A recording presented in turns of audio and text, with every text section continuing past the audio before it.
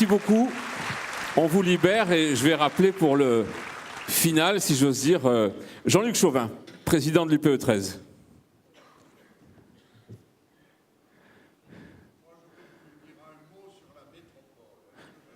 Ah, Monsieur Gaudin réclame la parole. Écoutez, il y a le président qui monte. S'il acquiesce, vous avez vu comme je lui laisse la patate chaude. Hein. S'il acquiesce, évidemment, nous allons vous donner la parole, Monsieur Gaudin. Monsieur le Président, profitons, allez. Ne vous dérangez pas, c'est moi qui vous donne mon micro. Merci, Monsieur le Président. En 1966, le général de Gaulle et Olivier Guichard proposaient à 5 villes de créer une communauté urbaine. Bordeaux, Lille, Strasbourg, Lyon, Marseille. Le maire de l'époque à Marseille n'a pas voulu. Nous avons donc loupé le premier train des possibilités d'entrer dans la communauté urbaine. Il nous faudra attendre une loi de 1999, dite loi Chevènement, pour que nous puissions créer une communauté urbaine. Nous aurions voulu faire une communauté urbaine un peu plus large. Nous n'avons eu la possibilité que de le faire à travers 18 communes.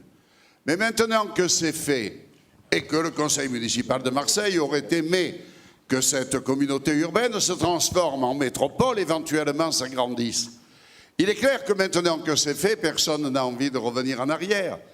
Et que les 18 maires, personne ne se plaint de ce qui s'est passé depuis l'an 2000 à la communauté urbaine. Ne loupons pas la deuxième chance.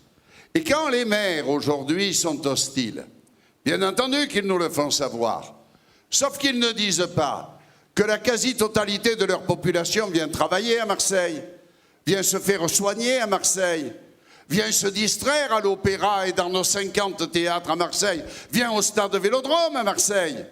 Marseille, 860 000 habitants, deuxième ville de France, a toutes les charges de centralité. Et il appartient à l'État de donner un coup de main plus fort. Alors évidemment, cela déplaît à ceux qui ont des EPCI, car chacun a son EPCI, chacun est content. Et il faut se rassembler tout l'après-midi, vous venez de nous le dire. Alors c'est ça qu'il faut faire.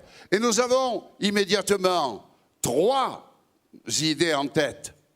Monsieur de Chilly, qui nous expliquait tout à l'heure pourquoi ça marche mieux à Lyon qu'ici, parce qu'ils l'ont faite, cette communauté urbaine, en 1966, qu'ils y sont habitués et qu'aujourd'hui, la ville s'allie au Conseil général et arrive à le faire. La difficulté, c'est que le gouvernement de la République, puisque ça concerne les collectivités territoriales, est obligé de passer d'abord par le Sénat et traditionnellement, d'habitude, par l'Assemblée nationale. Or, au Sénat, la quasi-totalité des sénateurs, qu'ils soient de droite ou de gauche, sont issus de la France rurale. Et voilà qu'on vient leur présenter un texte qui concerne Paris, Lyon et Marseille. J'ai souvent dit, à Marseille, le gouvernement est allé trop vite, trop loin et trop fort. Mais puisque tout l'après-midi, on nous a dit qu'il fallait aller plus vite, alors ne confondons pas vitesse et précipitation, mais nous respectons les lois. Nous respectons les règles et les lois de la République. Si on ne les respecte pas, on va devant les tribunaux, ce n'est pas notre cas. Et par conséquent, il est clair que nous avons besoin effectivement de cette métropole. 3 exemples. 1, si vous croyez que ça a été facile, d'additionner 3 universités avec leurs privilèges, avec leurs avantages, avec leurs hommes, avec leur organisation, et de faire qu'une seule université qui s'appelle toujours Aix-Marseille, surtout ne nous fâchons pas pour rien. De la même manière que la métropole s'appellera toujours Aix-Marseille Métropole. Le deuxième exemple, c'est Euroméditerranée, où l'État et les collectivités territoriales ont transformé un immense quartier de Marseille et vont le poursuivre. Et le troisième exemple, c'est Pfister, qui tout à l'heure le donnait, c'est Marseille-Provence, capitale de la culture, avec 97 maires, plus les collectivités qui, ensemble, assurent un succès fou. Alors, ayons un peu d'espoir, ayons un peu de volonté. Bien sûr que l'État doit nous aider dans une période qui est terriblement difficile. Alors, jeudi soir, vendredi, samedi, moi j'irai défendre les miennes, amendements au Sénat. Ils sont tous en faveur de la métropole, mais pour que la métropole vive, si la métropole vit, nous serons encore unis, nous serons plus forts et nous n'aurons pas loupé, encore une fois, la marche qui nous est proposée. Jean-Claude Gaudin, merci. Merci à vous. Pour cette intervention très applaudie et improvisée. Jean-Luc Chauvin, alors on a fait un tour d'horizon assez complet des filières de vin. Je suppose que c'est quand même assez rassurant de voir comme ça qu'il y a des grandes pépites, des grandes réussites sur ce territoire et que l'économie marche en quelque sorte. D'abord, le premier sujet, moi je voudrais juste qu'on s'arrête deux secondes. On vient de voir de super belles entreprises, des pépites du territoire qui présentent l'avenir de notre territoire, qui présentent l'emploi, qui présentent ce qui va se passer dans le futur. Moi je voudrais juste, avec des chefs d'entreprise pleins d'optimisme, avant de passer à la suite, qu'on les applaudisse carrément encore une fois très fort.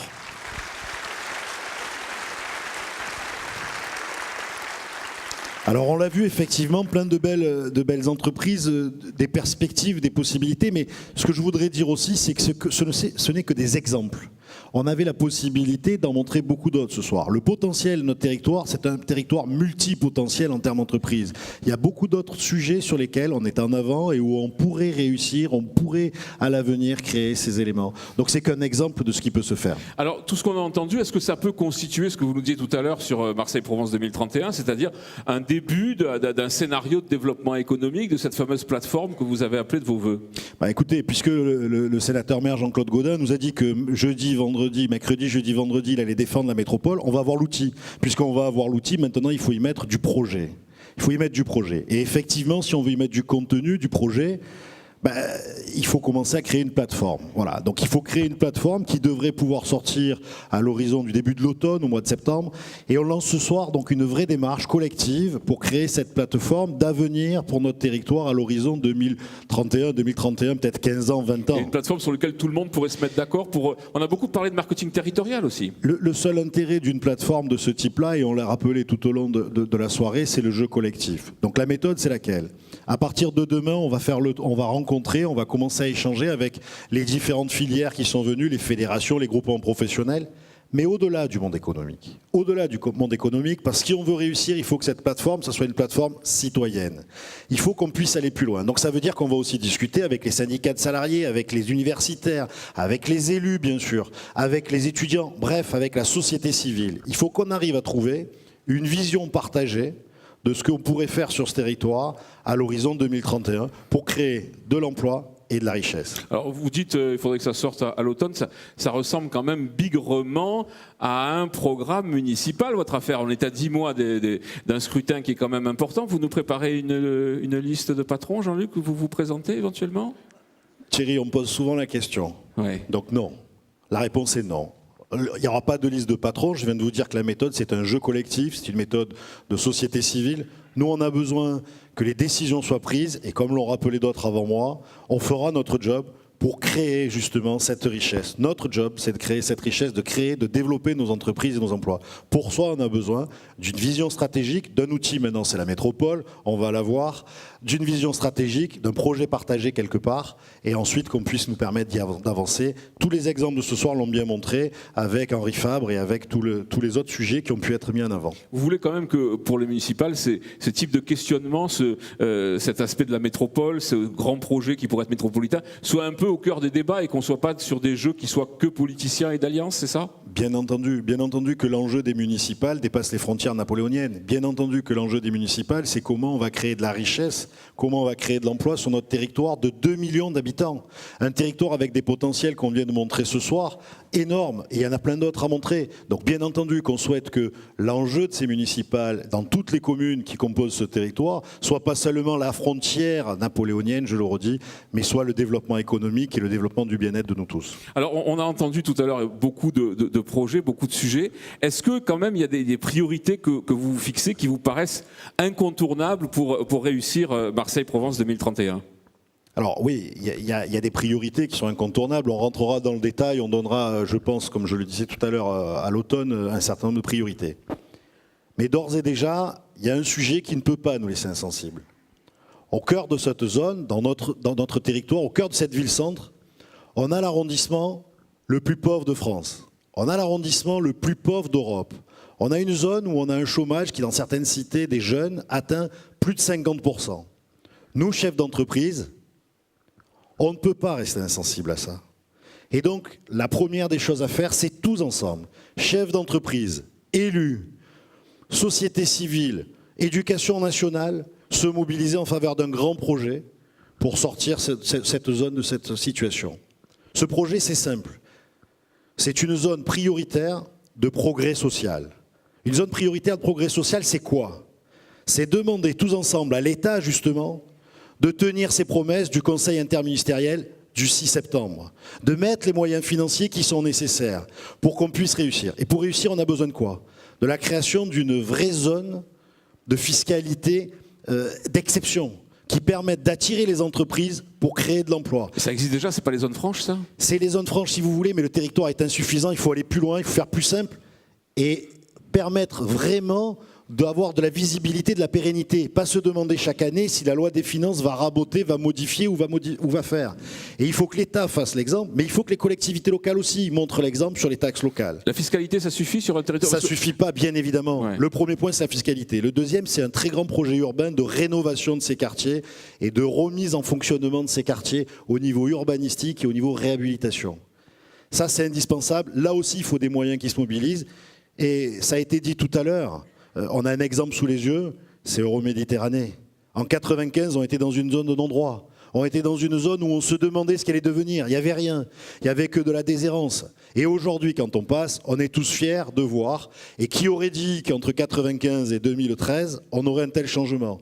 Donc voilà pourquoi 2031, il faut de la distance. Mais il faut engager aujourd'hui ces opérations, c'est indispensable. Alors fiscalité, effectivement, rénovation urbaine, mais puisqu'on parle, soyons clairs, des quartiers nord, des problèmes de paupérisation, des problèmes de sécurité, est-ce que ça suffit aux gamins des quartiers nord que les entreprises viennent avec une bonne fiscalité? Est-ce que ça suffit qu'ils voient de la rénovation urbaine? Encore non, Thierry. Bien sûr que non. Si on veut résoudre le problème de la sécurité, donc de l'économie parallèle qui s'est mise en place, il faut créer de l'emploi et de la richesse. Mais il faut pouvoir aussi trouver des gens pour travailler.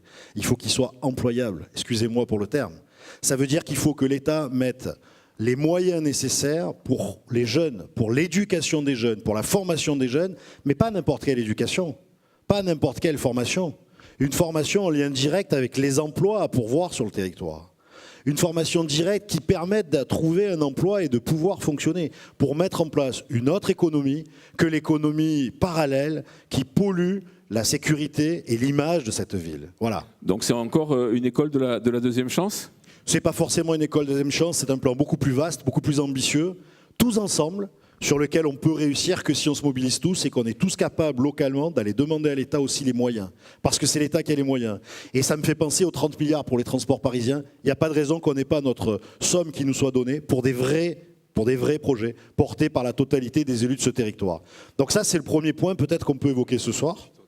Le deuxième point, me semble-t-il, c'est qu'il faut aussi tout de suite qu'on prenne une ambition, je dirais presque, puisqu'on est au milieu de Marseille-Provence 2013, capitale européenne de la culture, puisqu'il faut finir l'année, moi j'ai envie de lancer un pari.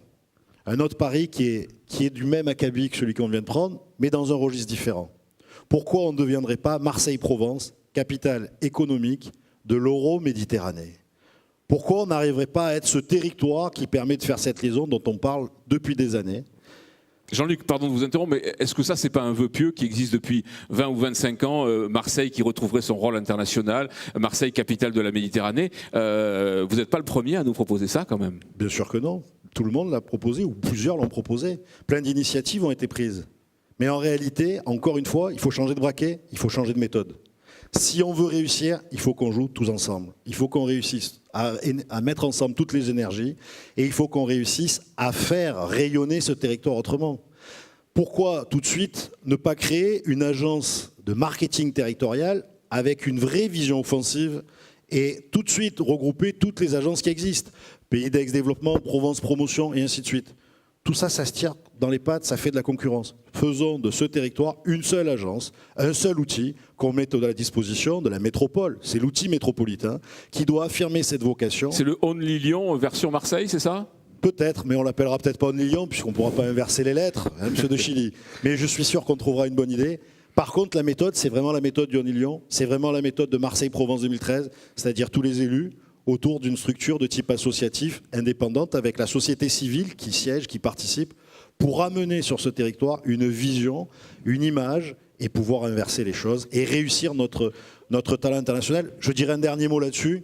Un de mes prédécesseurs illustres, ancien de l'UPE 13, dit souvent que la moitié de notre marché, il est de l'autre côté de la Méditerranée. On est juste coupé par la mer. Alors n'ayons pas peur de franchir cette mer et de faire que ce territoire soit justement les liaisons entre l'Europe et l'Afrique.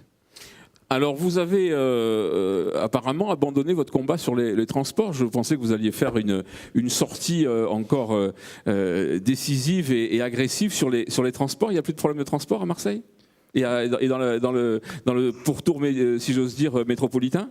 Non Thierry, il y a toujours les problèmes de transport, on l'a dit. En fait, en réalité, il ne faut pas confondre les objectifs et les moyens. Les transports, c'est les moyens, mais c'est au-delà des transports. C'est les moyens de communication. On a parlé tout à l'heure dans un autre atelier de ce câble très important pour les technologies d'éthique qui sont hyper présentes sur ce territoire. C'est pareil, la télécommunication. Les transports, il y a 3-4 grands points à réaliser. D'abord, il est indispensable de créer très rapidement une liaison rapide et cadencée entre l'aéroport, la gare de l'Arbois et la ville d'Aix. De la même façon, il est indispensable en même temps de créer une liaison rapide et cadencée entre l'aéroport et la gare de Marseille. Mais pas une liaison qui s'arrête à quelques kilomètres où il faut finir on ne sait comment, qui s'arrête dans l'aéroport. Pareil pour le port, je vois Patrick qui est là, mais pour le port c'est pareil. Si on veut pouvoir développer notre activité sur les bassins ouest, il faut qu'on prenne la mesure des enjeux et qu'on mette la communication nécessaire, fluviale, ferroviaire et routière, pour amener les marchandises et les personnes. C'est indispensable. Et si on ne se met pas tout de suite en quête de se donner les moyens en vue de réussir ce challenge à l'horizon des 15 prochaines années, on n'y arrivera pas. Donc c'est tout de suite, ensemble, qu'on doit donner les priorités. L'argent public est rare, alors utilisons-le du mieux possible. Jean-Luc Chauvin, applaudissements. Merci.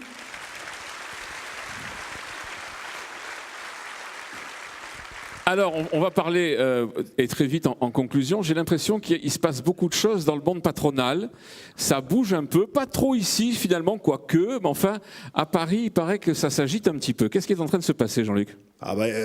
Ça a échappé à aucune des personnes ici présentes. On change de présidente au MEDEF. On change le 3 juillet de présidente. Et donc, effectivement, il y a une campagne. Nous avons reçu, nous, ici, sur le territoire, le 27 mai, les 5 candidats qui étaient encore en course à l'époque. Et puis aujourd'hui, il n'y en a plus que 4. Et le Conseil exécutif national se réunissait aujourd'hui pour émettre un avis. Et c'est l'Assemblée permanente, donc les 560 délégués, qui voteront le 3 juillet pour savoir qui est le candidat. Alors je crois que Twitter a quand même pas mal fonctionné, donc le résultat est tombé. On va peut-être découvrir les deux qui sont en lice, Jean-Luc? Alors effectivement, le résultat est tombé dans l'après-midi, les médias s'en font l'écho, dans vos voitures en venant, vous avez dû entendre ça. Donc les résultats sont les suivants. Geoffroy Roux de Bézieux a obtenu 19 voix aujourd'hui, Pierre Gattaz a obtenu 18 voix, Patrick Bernasconi 6 voix, et le dernier candidat a fait 0 voix. Puisqu'il y a un candidat qui, vous le savez, s'est allié à Pierre Gattaz ce week-end. En réalité, on voit que le message est très très serré. Moi, ce que je peux vous dire, c'est qu'on a 2 très bons candidats et on aura donc un très bon président de MEDEF. Bon, vous allez un peu vous mouiller davantage, s'il vous plaît. Vous avez quand même, on est entre nous, là, on est entre des chefs d'entreprise. Entre nous, on n'est que 1800 chefs d'entreprise, voilà, et quelques élus qui nous ont fait l'honneur de rester. Donc, vous avez bien, d'abord votre pronostic, et puis votre favori. Je vous dirai rien, Thierry. Ah, non, je vous dirai rien, Thierry. Non, on a mis en place un mode de décision pour les Bouches-du-Rhône, et donc autant le dire, qui est le suivant. On a reçu les candidats le 27 mai, et on a un conseil exécutif des 44 membres de mon conseil exécutif qui a lieu le 24 juin. C'est au cours de ce conseil que nous déciderons quel est le candidat des 2 maintenant que nous allons soutenir, ou peut-être du 3e, je ne sais pas, mais quel est le candidat que nous allons soutenir. Et ensuite, le 3 juillet, je porterai les voix des Bouches-du-Rhône avec celles des autres de la PACA aux candidats que nous aurons choisis. Donc même si j'ai un petit avis personnel, vous me connaissez assez pour le savoir, Je n'en Bon. dirai rien pour pas influencer le vote de mes amis du Conseil exécutif. On est un peu frustrés, mais enfin bon. Prochain rendez-vous, je crois que c'est une manifestation, là encore, qui va être, en termes de thématique, un peu dans la continuité de ce soir, si j'ai bien compris. Prochain rendez-vous, comme toutes les années, le Forum des entrepreneurs, premier vendredi de septembre, donc le 6 septembre. Je cherche le teasing, il n'est pas là. Voilà, il est juste là. Ah, il est juste là. Donc entreprise et pouvoir, vous avez vu que ce soir, on en a longuement débattu. Lors du forum, j'espère qu'on sera aussi nombreux que les années précédentes, qu'on sera plus de 2300, et qu'on pourra débattre. Donc qui a le vrai pouvoir dans l'entreprise? Les chefs d'entreprise, les actionnaires, les syndicats. La mondialisation a-t-elle une influence sur les politiques publiques ou sur les élus? Bref, qu'on pourra débattre de tous ces sujets qui, dans la période dans laquelle on rentre, période préélectorale, sauront certainement nous passionner. Merci beaucoup. Et je crois qu'on peut maintenant se donner rendez-vous. Merci à vous tous. On peut se donner rendez-vous à l'apéro. un cocktail arty, bien sûr, avec une animation de Gaillot et une expo de Sade-Vernet. Merci, bonsoir à tous. Merci. 8h, 18h05. On a bouffé le film, donc ça va.